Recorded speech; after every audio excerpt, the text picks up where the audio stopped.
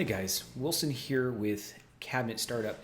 And if you find yourself in a situation where you've always wanted to start a business, or maybe you're working that 9 to 5 and you don't have control over your schedule, right? You missed another kid's football or soccer game, or if you're a contractor and you're tired of not getting paid what you're worth and you're looking to have a skill that can really propel you to that next level, you are in the right place. Today we're going to be talking about the exact model that we use and how we've leveraged cabinet refinishing and refacing to launch 6 and 7 figure businesses. And multiple times, guys, we have launched over 45 businesses across the United States in the last 2 years.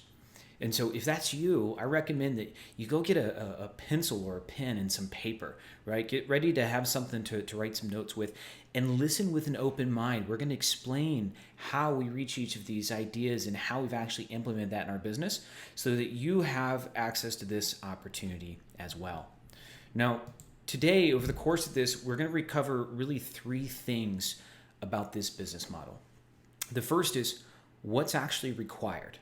Right? Because business is not an isolated event. It doesn't happen purely by itself. There's several factors that you need to be aware of and that you need to have top of mind if you're going to actually succeed. The next thing we're going to talk about is the actual model itself. And this is why it's so important that you have pen and paper, because we're literally going to break this down step by step by step, every single part and what's included.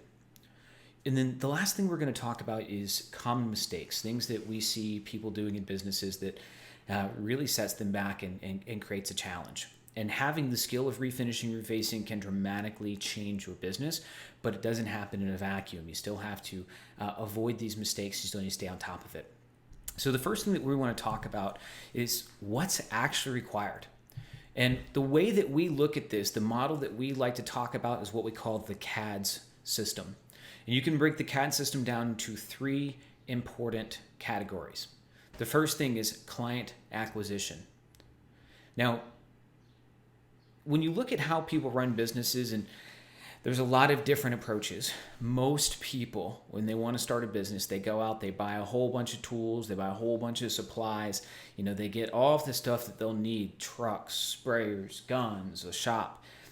And then after all that's done, they try and go find customers. Our approach is a little bit different, but I want to make no mistake about this. Client acquisition, having a consistent and reliable method of bringing in new people, is absolutely necessary for this model to work.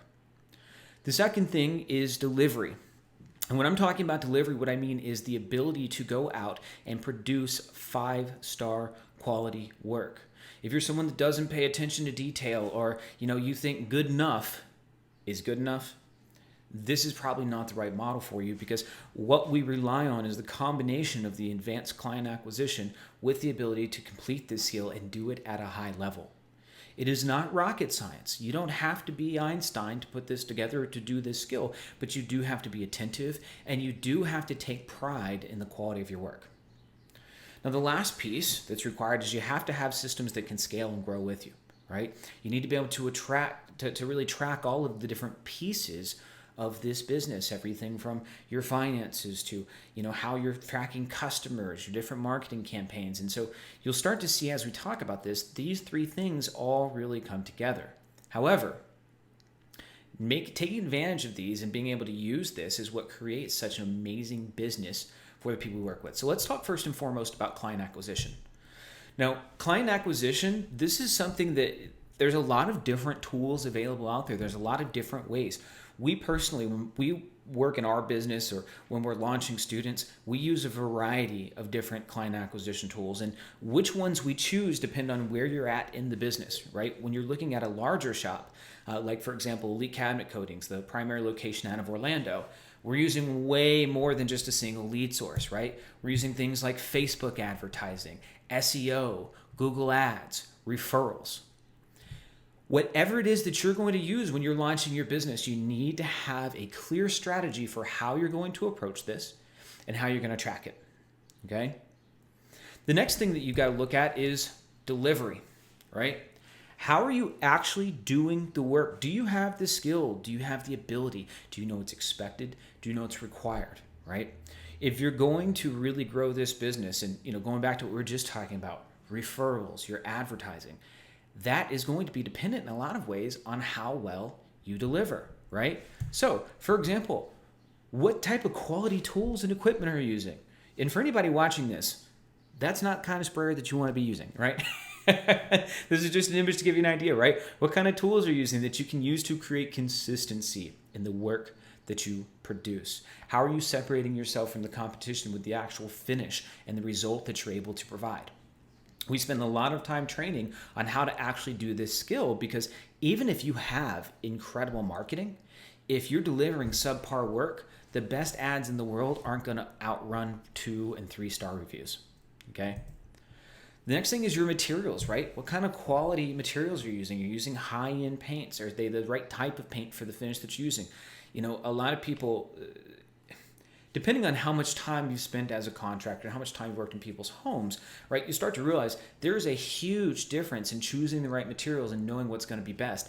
And not just for the quality of the outcome, but also through the process itself. There are some materials out there that give an incredible finish, but they take forever.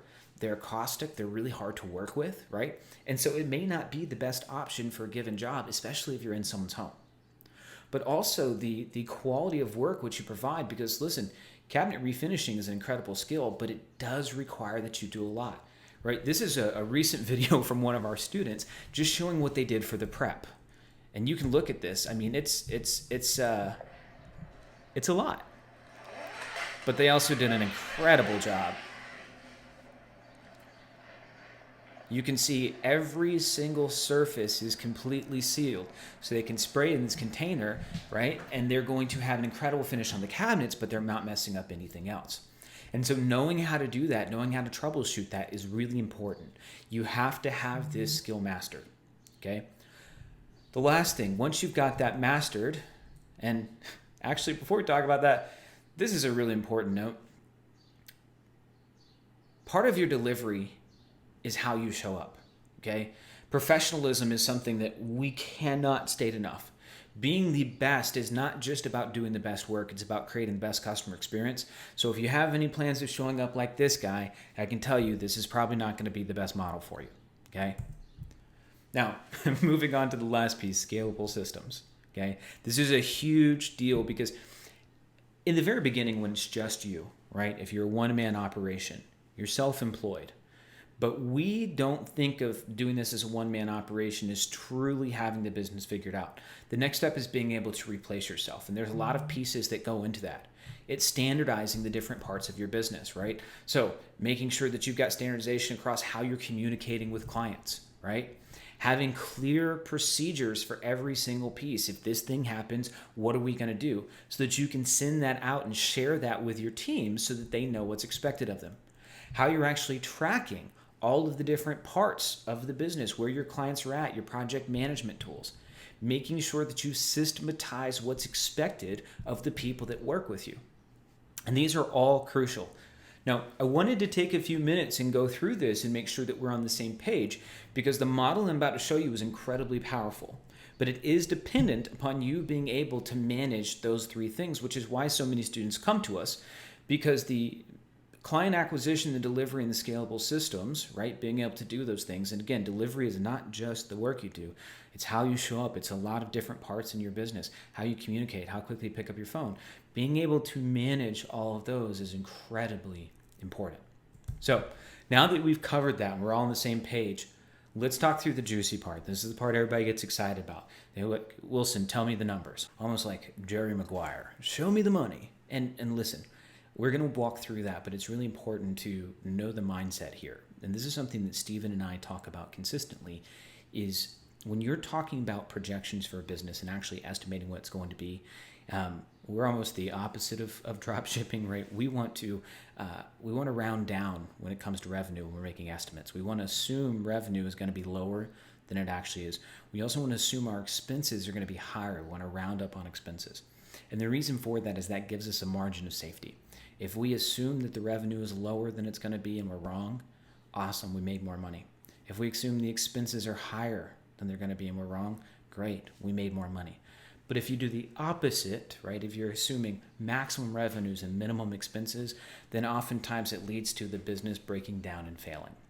And so I want you to keep that in mind as we're actually walking you through this, okay? Now, what I'm going to take you through, scenario one here, is this is the model for an owner-operator who's full-time doing one job a week. And important to note here, right, we talked about delivery. The delivery is huge because being able to do these jobs efficiently and effectively, right, getting it right the first time is going to impact whether or not you can do one job a week, right? Having the right materials, the right tools, that's going to impact getting one job a week. And the difference between one job a week and half a job a week is a lot of money. And I'll kind of show you that. So as we're going through that model, we're going to talk really about three things, and we're going to do it in the low, the middle, and the high, so you can kind of see what these numbers are. So the first thing, obviously, we're going to talk about the revenue for a single kitchen, okay? And then we're going to move into expenses, and we categorize these really into 4 parts, right? Client acquisition, what does it take to get an actual customer? Your paint and materials, right? What you actually need to get in the home. Your overhead, so these are fixed costs, right? So your shop, your vehicle, insurance. And then miscellaneous expenses, again, we really want to build in a cushion there. And then we're going to add all those up, okay? So again, we mentioned that we like to be low on the revenue. And, you know, I should say that for like Elite Cabinet Coatings in Orlando, the average is actually higher than the high that we're going to discuss on this chart. But we tell people to expect when you're beginning, because you're not going to have access to all of the same resources that we have. Like, you're not going to have all the video testimonials in the very beginning. You won't have, 100 something 5-star reviews. You don't start that way. You got to work your way to that point. And so in the beginning, you're going to be charging on the low end, but you do not want to be the cheapest guy in town. Okay, so we tell people to expect $3,500 to $4,500, and let's kind of map that out, right? So if you're spending $3,500 is what you got. I'm sorry, not spending, but if you're making $3,500, that's what you're selling an average kitchen for. Okay, the first question that you have to ask, okay, well, how much did it cost me to get that customer? Now, some people may have a massive network. If you've already been a contractor and you have people that are ready to do this, this number could be lower. We've seen an average of our students between $200 to $300 on average. But again, we want to overestimate. So we assume that client acquisition is going to be about $400 per client. Okay. Now, at $400, right, that still leaves pretty good margins. Next thing, once we've got a client and somebody says, yeah, I want you to work for me, I want you to come do this in my home, the next thing is the paint materials.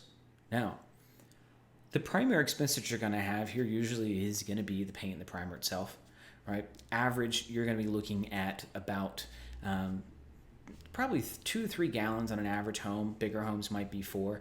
But what we tell people to expect, paint prices vary depending on your market, depending on the volume that you're buying it in. We're able to get them at a little bit lower cost because we have a pretty large volume that we go through every single week, because our shop does over $100,000 a month. So in the beginning, we tell people to expect, on average, for paint, you're going to be spending about $300, and then you're going to have a few little costs: painter's tape, plastics you're put down, how to seal things up. Okay.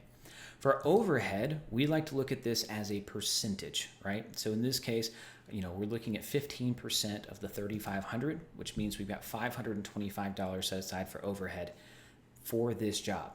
Now, your overhead is typically on a monthly basis, and so we're going to add up based on the number of jobs that we complete. And then miscellaneous expenses, this is our margin. If we do well here, we keep this. If we screw up, we don't. And we assume 5%, right? So that means $175 for, maybe we had to buy a couple extra hinges because we messed something up, or maybe we had to go repair something.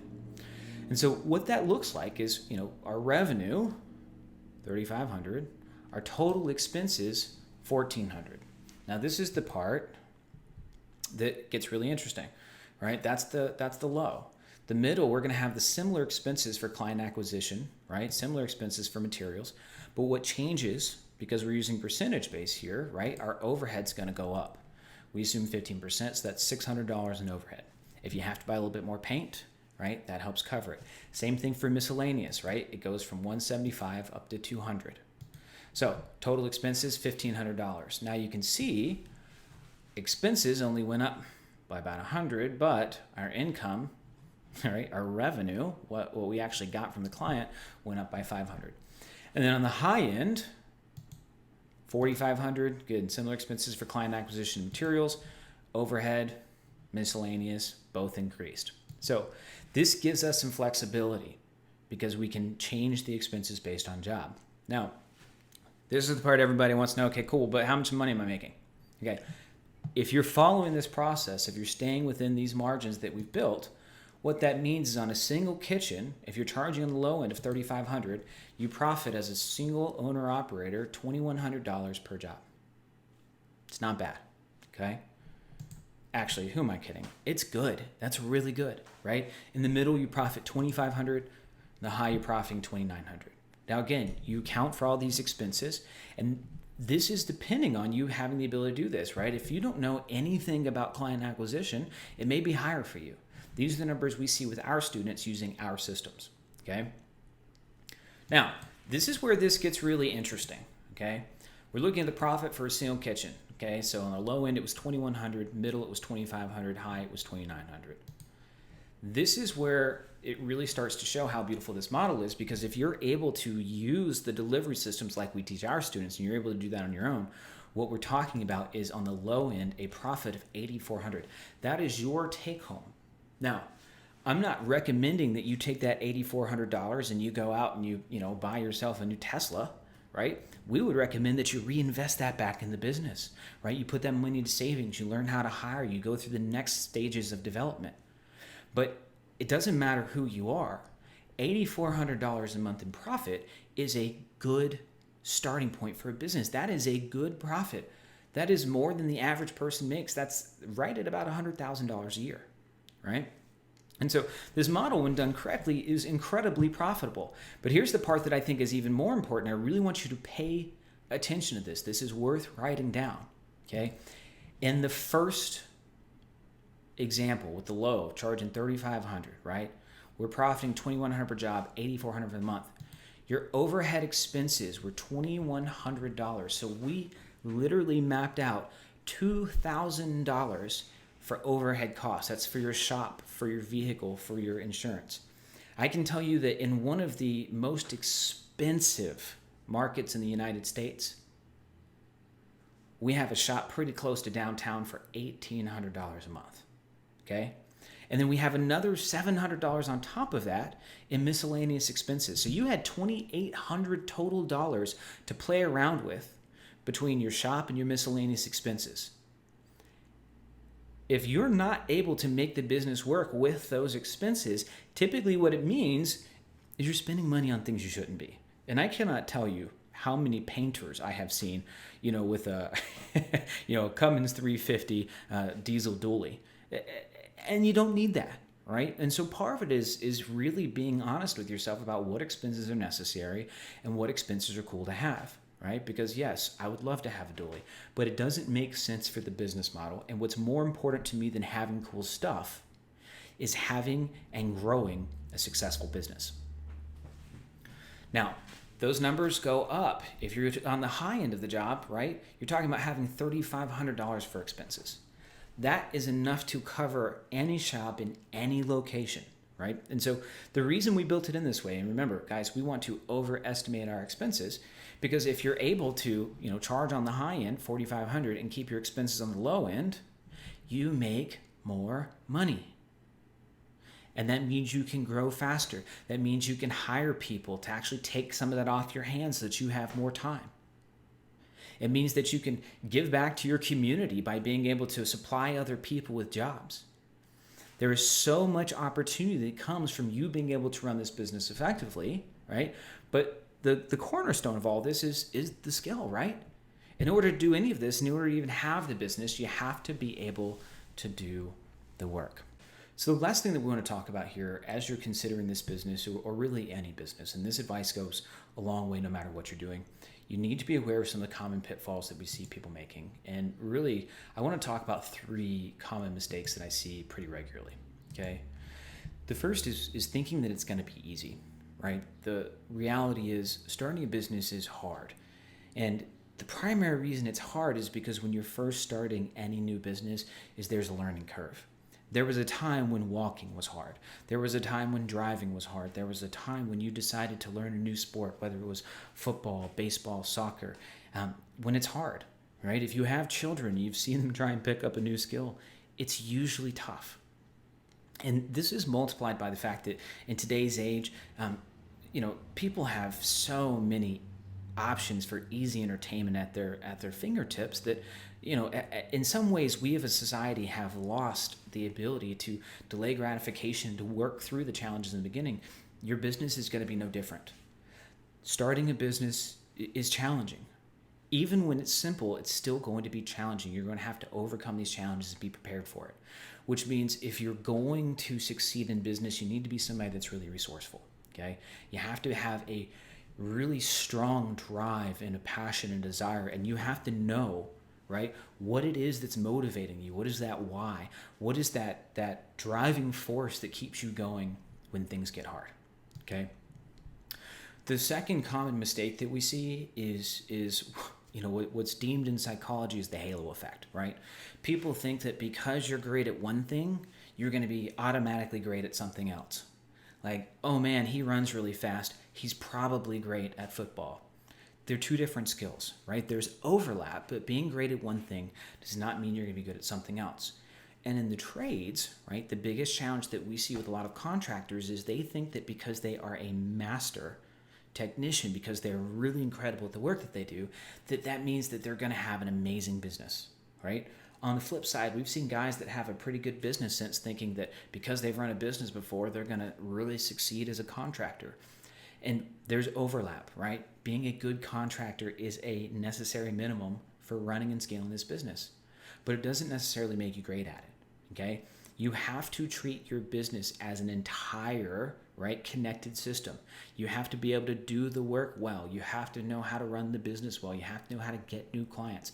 And you need to have that understanding in mind, because in the beginning, if you don't know, right, if you're not great at running the business, that's okay. It just means you need to go out there and get help. And one of the big things we see is when it comes time for getting help, people are afraid to go out and ask for that help, or go out and pay somebody to teach them how to do it, which is crazy. Because if you're a contractor and because you don't know what you're doing, you're only getting 2 jobs a month or 3 jobs a month, right? You're losing, even on the low end, $2,100 per month because you only got 3 jobs instead of 4. Over the course of a year, right, you lost almost $30,000. Over the course of 10 years, you're talking about $250,000. And that's the biggest thing. You need to have this entire thing mastered, because every day that you go by without having all the pieces in place, you're costing yourself huge sums of money. The last thing is, and this is something that we really push a lot in our program, is, a common mistake is a failure to plan, track, and review your progress, right?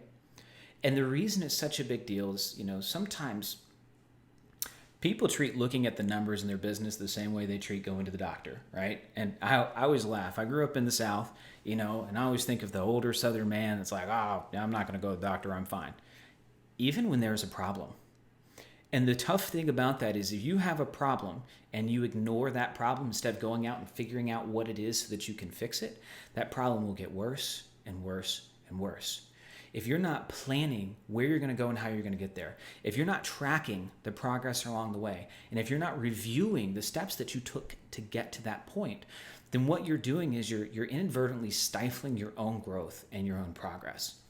And in the short term, right, people do it because it saves them money, or because they don't want to deal with the stress. But the long-term effects of that, right, the long-term pain of not solving the problem, the long-term pain of not making the progress, is usually infinitely worse than the short-term discomfort of figuring out how to fix it.